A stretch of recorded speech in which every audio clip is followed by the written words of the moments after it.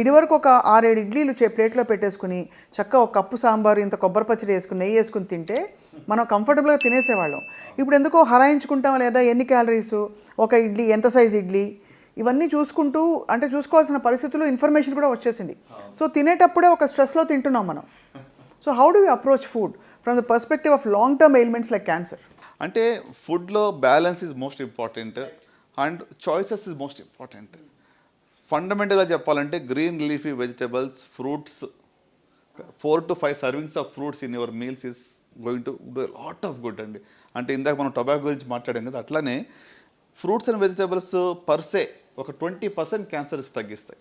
ఓహో, అమేజింగ్. దాంట్లో ఉన్న యాంటీ ఆక్సిడెంట్స్ కానివ్వండి, దాంట్లో ఉన్నటువంటి ఒక న్యూట్రియంట్స్ కానివ్వండి, they fight cancer causing substances or cancer ప్రారంభం అయితే కూడా దాన్ని ఫైట్ చేస్తాయి. సూపర్ ఫుడ్స్ నిజంగా సూపర్ ఫుడ్సేనా సార్? మొరింగా పౌడర్ అని, అంటే మినగాకు తీసి ఇంకేంటది అలాగే రకరకాలు వచ్చాయి ఈ మధ్యకాలంలో, వీట్ గ్రాస్ ఒకటి. Are these truly super foods? As an oncologist do you subscribe to that at all? You don't. So basically మనం ఏదైనా సహజ సిద్ధమైన పద్ధతుల్లో మంచి వ్యాయామంతో ఫిజికల్ యాక్టివిటీ మీరు చెప్పారు చాలా ఇంపార్టెంట్. వారానికి 30 minutes చొప్పున పర్ డే 4 days చేసిన చాలు.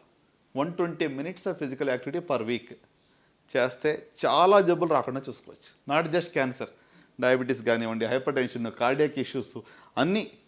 Even mental health will be much better అండి. మనం productivity will be much better. నేను ఒకరోజు జిమ్కి వెళ్ళకపోతే, వాక్ చేయకపోతే ఆ రోజు నా ప్రొడక్టివిటీ తక్కువగా నాకు తెలిసిపోతుంటుంది.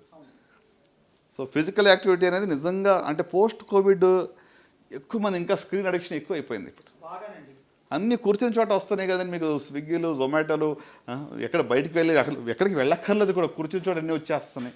సో ఐ థింక్ శారీరక వ్యాయామం అనేది చాలా simplest and easiest way for good health. అంటే మంచి ఆరోగ్యం కోసం ఎక్స్పెన్సివ్ ఏమీ మనం చేసే అవసరం లేదు. ఫుడ్ చాయిసెస్, ఏమంటే physical activity, right, drink lots of water, ఇవన్నీ దీనికి ఖర్చుతో లేని పని ఇది. కానీ ఇవి చెయ్యం మనం. సార్ మామూలుగా అందరం అదే ఫుడ్ తింటాం, మోర్ ఆర్ లెస్ ఒక 80% స్పెక్ట్రమ్ ఒకే చోట ఉన్నాం ఇంచుమించుగా. కానీ కొంతమందికే క్యాన్సర్ వస్తుంది. ఆ కొంతమందిలో ఈ క్యాన్సర్ కణాలని ప్రేరేపించడానికి ఏ లక్షణాలు ఉంటాయి? Is it genetics? Is it something else that invites cancer? Sure అండి. అంటే క్యాన్సర్ రావడానికి జెనెటిక్ అనేటువంటిది, ప్రతి క్యాన్సర్ కూడా జెనెటిక్ అలాగనుకుంటే, ఎందుకంటే జీన్స్లో తేడా వచ్చినప్పుడే కదా కణాలకు విభజన అలా జరుగుతూ ఉంటుంది. కానీ ఇది జన్యుపరంగా వచ్చిందా, హెరిడిటరీ అంటాం. సో హెరిడిటరీ అంటే మీకు వంశపారంపర్యంగా కుటుంబంలో వచ్చేటువంటిది. దాని యొక్క రిస్క్ అనేది 5 నుంచి 10% మాత్రమే ఉంటుంది. సో మిగతా 90 నుంచి 95% అనేటువంటిది మనకు నేచర్లో ఉన్నటువంటి మనం ఎక్స్పోజ్ అయినటువంటి కార్సినోజెన్స్ వల్ల మనకు వస్తూ ఉంటుంది. సో ఇప్పుడు మీరు అన్నారు ఏ ఫుడ్లో ఉన్న ఏ కార్సినోజన్ ఎక్కడ ఎప్పుడు ట్రిగ్గర్ చేస్తుంది, ఇట్ డిపెండ్స్. ఇప్పుడు కొంతమంది ఏమంటారు దగ్గరికి వచ్చి, మా ఫాదరు 40 ఏళ్ళుగా స్మోక్ చేశారండి, ఆయనకి ఏ లంగ్ క్యాన్సర్ ఏం రాలేదు, ఎందుకు మానేయాలి?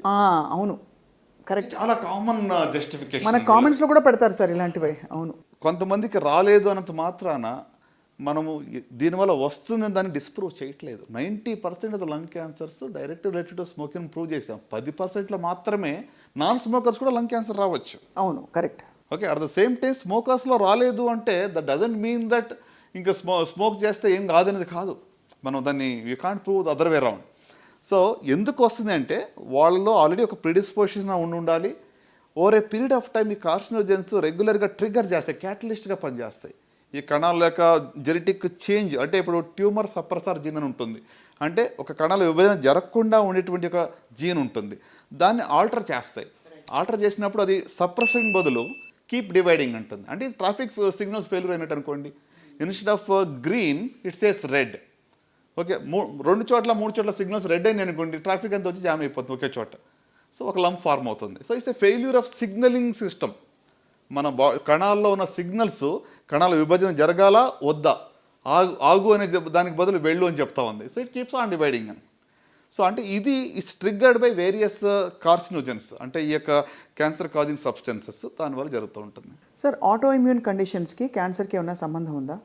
ఆటో ఇమ్యూన్ దాంట్లో కూడా కొంతవరకు ఇమ్యూనిటీ అనేటువంటిది మరి తక్కువగా ఉండటం వల్ల రిస్క్ ఆఫ్ క్యాన్సర్ అనేది పెరుగుతుంది. ఆటో ఇమ్యూన్ కండిషన్స్ ఉన్న